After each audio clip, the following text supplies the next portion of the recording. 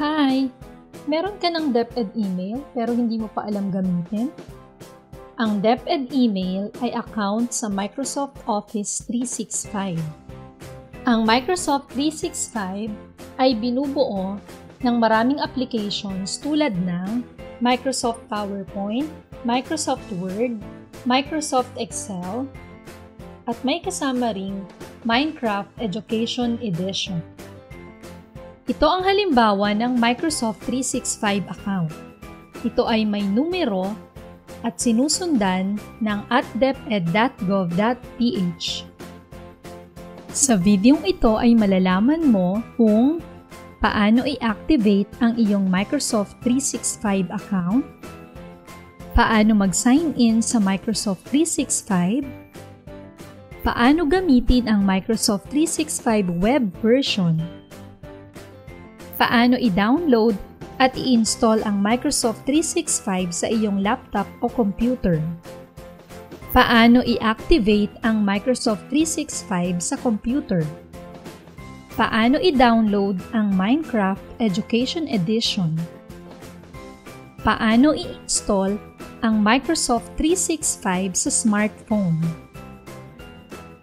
Kung hindi mo pa na-activate ang iyong Microsoft 365 account, sundin lamang ito. Una, buksan ang internet browser at i-search ang Office 365. I-click ang www.office.com. Pagkatapos, i-click ang Sign In. Ilagay ang account. I-click ang Next. At ilagay ang temporary password. Tandaan, ang temporary password ay gagamitin lamang upang i-activate ang account. Matapos mong mailagay ang temporary password, i-click ang Sign In. Para sa current password, ilagay ang temporary password. Sunod, para naman sa new password, ilagay ang nais na password na iyong gagamitin. At sa confirm password, ulitin lamang ang inilagay sa new password. Tandaan, huwag mong kakalimutan ang iyong new password. Upang hindi mawala ang access ng iyong account, kinakailangang sagutin mo ang mga sumusunod upang ma-recover ang iyong account sakaling makalimutan ang iyong password. Para i-set up ang iyong account gamit ang iyong cellphone, i-click ang Set It Up Now. Para sa box ng country or region, piliin ang Philippines. Ilagay ang phone number. I-click ang Text Me. Hintayin ang text message na naglalaman ng code. Ilagay ang verification code sa box na ito at i-click ang Verify.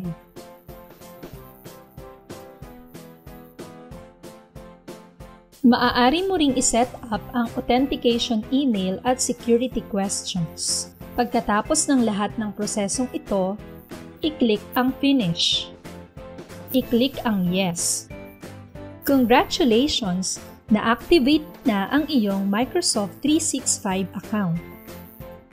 Paano mag-sign in sa Microsoft 365? Buksan ang internet browser at i-search ang Office 365. I-click ang www.office.com, sign in, ilagay ang account at new password.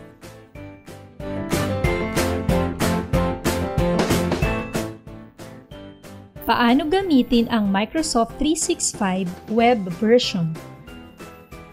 Kung ikaw ay kasalukuyang naka-sign in sa Microsoft 365 gamit ang iyong browser, sa bandang kaliwa ay makikita ang mga applications ng Office 365 na maaari mo nang gamitin tulad ng Word, Excel, at PowerPoint.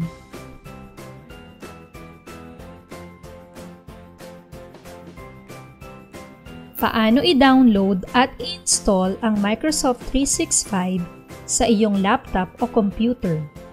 Kung ikaw ay naka-sign in na sa Microsoft 365 gamit ang iyong browser, hanapin ang Install Office na makikita sa pinakamataas na bahagi sa gawing kanan. I-click ang Install Office at ang Office 365 application. Hintayin lamang ang download. Pagkatapos, buksan ito at hintaying matapos ang pag-install. Pagkatapos ma-install, makikita na ito sa iyong computer. Paano i-activate ang Microsoft 365 sa computer? Una, buksan ang Microsoft Word sa computer. Kapag lumabas ang Sign in to set up Office, i-click ang Sign in. Ilagay ang Microsoft 365 account. I-click ang Next. Ilagay ang password. I-click ang Sign in. I-click ang OK.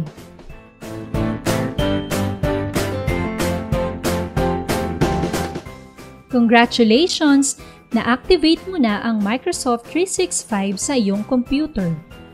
Kung hindi lumabas ang Sign in to set up Office, maaari mong gawin ang mga sumusunod. Una, i-click ang File.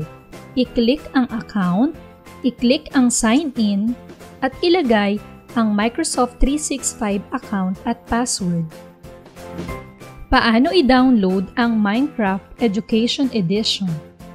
Buksan ang browser, i-search ang Minecraft Education Edition. I-click ang Minecraft Education Edition homepage, i-click ang Download, i-click ang Download Now.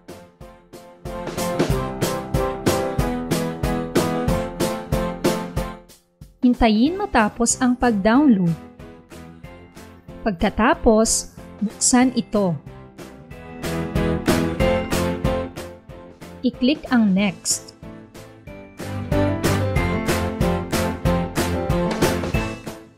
Piliin ang I accept the agreement.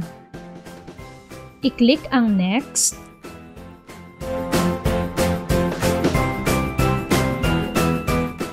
At Install. Pagkatapos ma-install, buksan ito at mag-sign in gamit ang iyong Microsoft 365 account at password.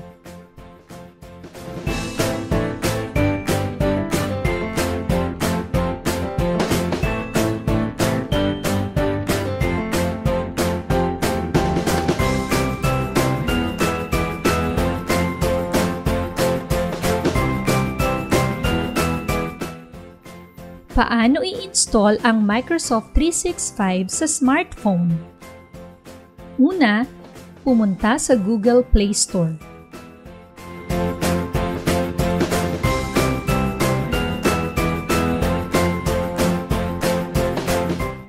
I-search ang Office 365.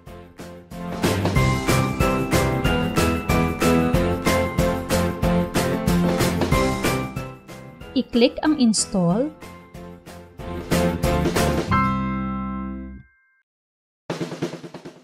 Hintayin itong matapos. Buksan ang Office 365.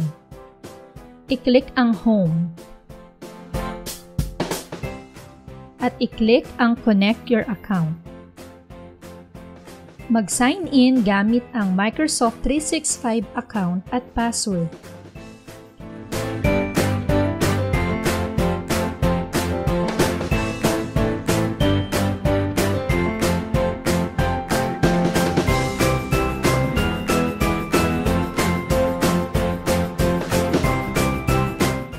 Congratulations! Maaari mo nang gamitin ang Microsoft 365 sa iyong smartphone.